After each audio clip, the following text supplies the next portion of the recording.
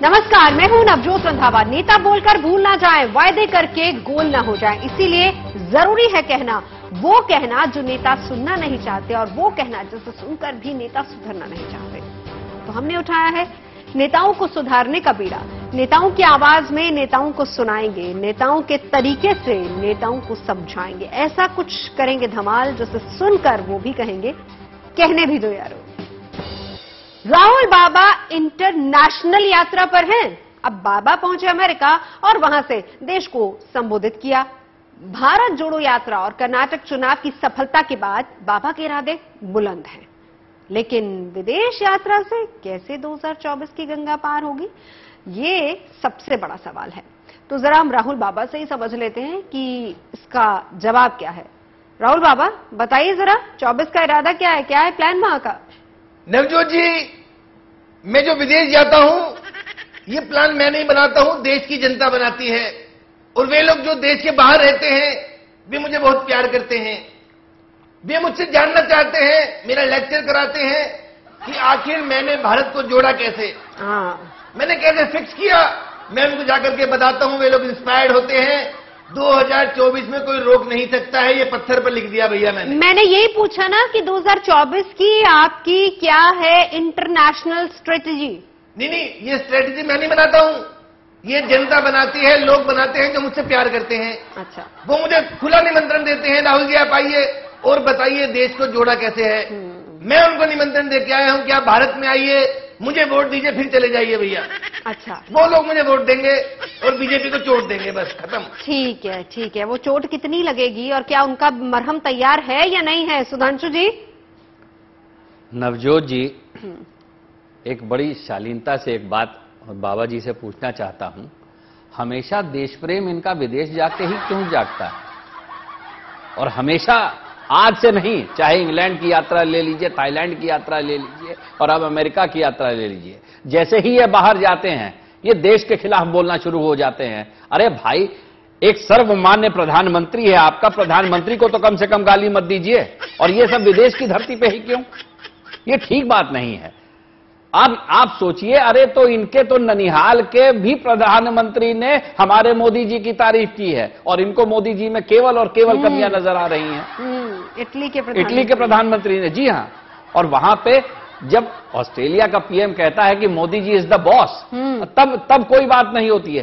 सारी दुनिया में मोदी जी का यशगान हो रहा है और इनको हमेशा हमारे खिलाफ कमी ही नजर आ रही है। अरे आप विदेश में जाके और इनका संविधान जो इनकी पार्टी का है वो देख लीजिए, उसी तरह से है जैसे शी जिनपिंग का चाइना में है। एक ही परिवार उन्होंने भी बना रखा है कि वो हमेशा लगातार रहेंगे। राहुल बाबा नहीं, ये मिसगाइड कर रहे हैं टोटली, ये मुद्दों से भटका रहे हैं। ये कहते हैं मैं विदेश में जाकर क्यों बोलता हूं, दरअसल वो लोग मुझे बुलाते हैं कि मैं यहां कर बोलूं। अरे आपको कोई नहीं बुलाता भाई। तो चलिए 24 वाली स्ट्रेटेजी के बाद जरा 23 वाली स्ट्रेटेजी को भी समझ लेते हैं। राजस्थान वाली, वक्त तो लगता है, नए परिंदों को उड़ने में वक्त तो लगता है। भाई जगजीत सिंह की ये गजल मुझे ना उस बात पे याद आ जाती है। तस्वीर तो आप मेरे पीछे देख ही रहे। लगता है कि कांग्रेस ने ये बात सचिन पायलट को समझा दी है कि ताकत की बात नहीं है, राहुल जी के दिल तक जाना था और लंबी दूरी तय करने में वक्त लगता है। लेकिन रिश्तों में अगर गांठ पड़ जाए तो दूरियां बढ़ जाती हैं। पर इस तस्वीर के बाद कोशिश की गई कि इन दूरियों को कम किया जाए। तो भाई जरा समझते हैं कि मुलाकातें हुई हैं, क्या दूरियां तय हुई, फासले मिटे, दिल मिले? जानते हैं हम सीधा खड़गे जी से ही, क्योंकि उन्हीं के दरबार में तो हाजिरी लगी थी और ये उन्हीं के दरबार की तस्वीर है। खड़गे जी। नवजोत जी, बहुत खुशी का दिन है। हमने पायलट जी को समझा, आपके पास न्यूज गलत है, उनको हमने समझा दिया है कि भाई राजस्थान को छोड़िए, आप खानदान के करीब आइए। उनको सेटिस्फेक्शन भी है और दोनों नेताओं को हमने, गहलोत जी को और पायलट जी को मिलकर बता दिया है कि भाई आप दोनों ही पायलट हैं पार्टी के राजस्थान में। नहीं, लेकिन बड़ी बात तो ये है कि क्या, क्योंकि राजस्थान के पायलट तो अभी फिलहाल गहलोत साहब ही हैं। तो गहलोत जी, क्या सुलह हो गई है, क्या बात बन गई दोनों की? नवजोत जी देखिए, बड़ी सीरियस बात है। हम जो अब देखिए बुजुर्ग हो गए, लेकिन जो हमारा अनुभव एक्सपीरियंस है वो अभी बच्चों को कहां से मिलेगा। और हर आदमी को अपनी पारी का इंतजार करना चाहिए। वही मैं समझा रहा हूं कि अब बेटा अगर बच्चा है, बेटा जल्दी से बाप नहीं बन सकता।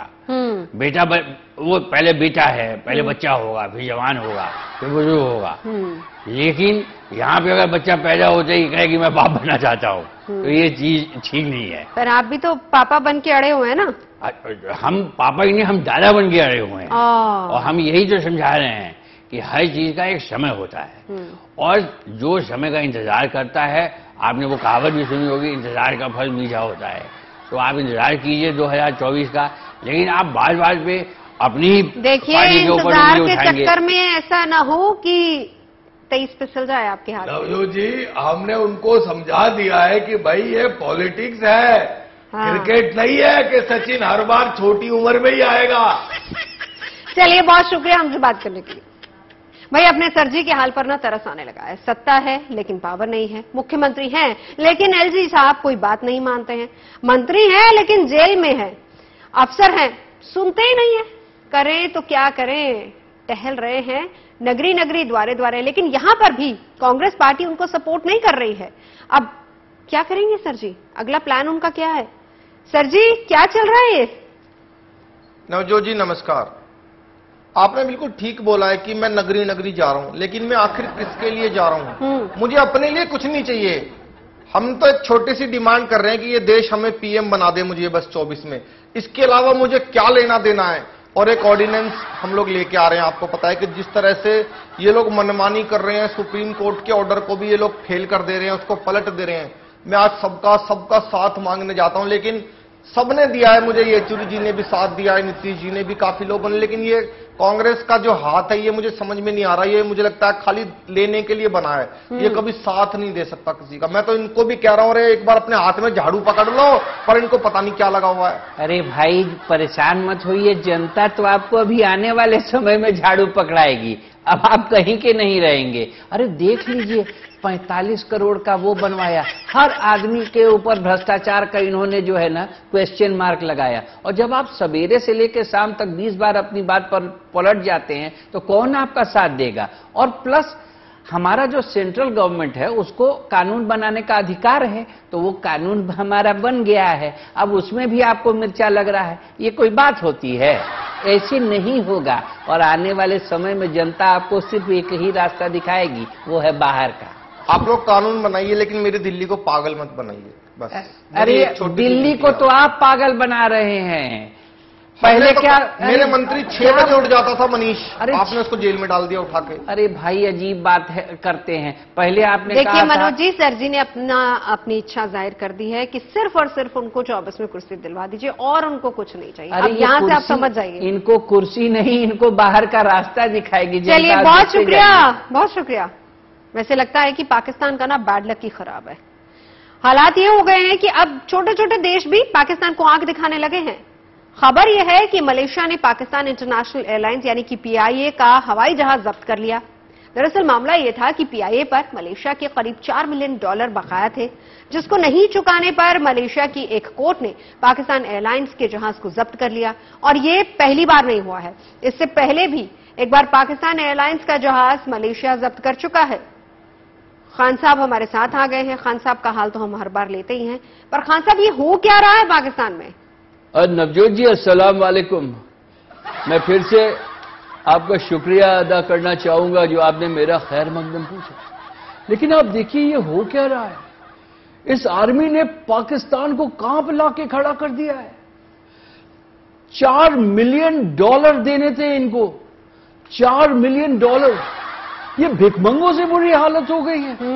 बिल्कुल, भिखमंगों से बुरी हालत हो गई है। हमारा पूरा का पूरा वो लोग, उन्होंने, आपने हाईजैक सुना होगा, हाँ, इन्होंने कॉन्फिस्केट किया है। We are living in a fool's paradise. ये पाकिस्तान की हमने जो कल्पना आप बोलते हैं ना हिंदी में, ऐसी कल्पना हमने नहीं की थी। लेकिन यहाँ पे लोग जो है, अब ये हमारे कपड़े बस और नहीं उतर वाले, बस यही कमी रह गई। बस खान साहब आप अपना ख्याल रखिए। देखिए आज जाके मुझे समझ में आया कि आपने मजबूरी में घड़ियां बेची थी। अब हालात ही वहां ऐसे, बंदा क्या करेगा? बार मेरे को घड़ी की याद क्यों दिलाते हो नवजोत जी?